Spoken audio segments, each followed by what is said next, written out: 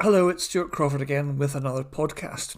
And in this episode, I'd like to look at the topic of Sweden's application to join NATO. Just recently, British Foreign Minister James Cleverly has said that the UK will continue to push for a speedy conclusion to Sweden's proposed accession to NATO.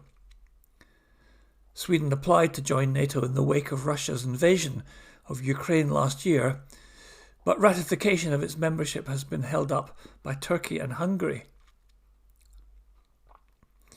"We will continue to push for the speedy completion of your accession process," Cleverly said at a press conference, standing alongside his Swedish counterpart Tobias Billström during a recent visit to Sweden.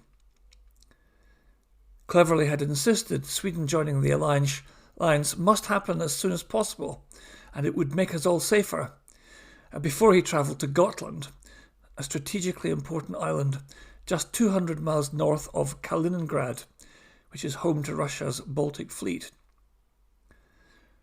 The Foreign Secretary also met Swedish Defence Minister Paul Johnson to discuss strengthening cooperation, including joint exercises and training between the countries' armed forces.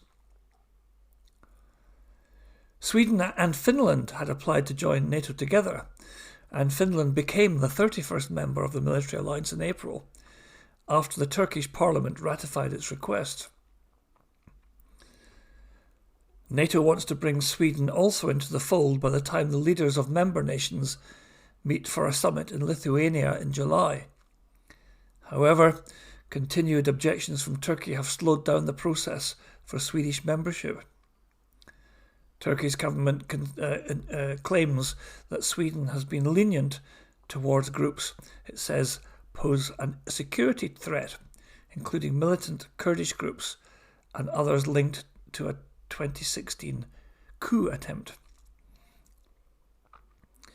Asked whether Britain had spoken to Turkey about its position, Cleverly said he has spoken with his counterpart there and made Britain's position clear, saying it's in Turkey's interest that Sweden becomes a member of the alliance and does so quickly. As far as NATO is concerned, I think there are three main points to be made.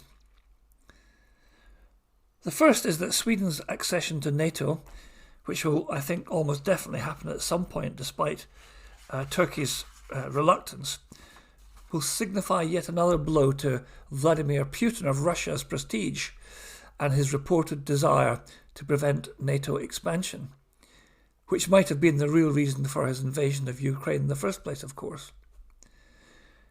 His policy has had, in fact, the opposite effect and made NATO stronger.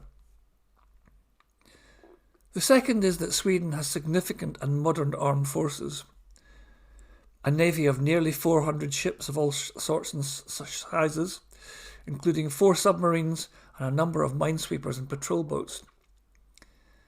An army equipped with 120 Leopard 2A5 tanks, 2,100 armoured fighting vehicles, and 170 assorted modern artillery pieces and mortars, and an air force of 200 plus aircraft.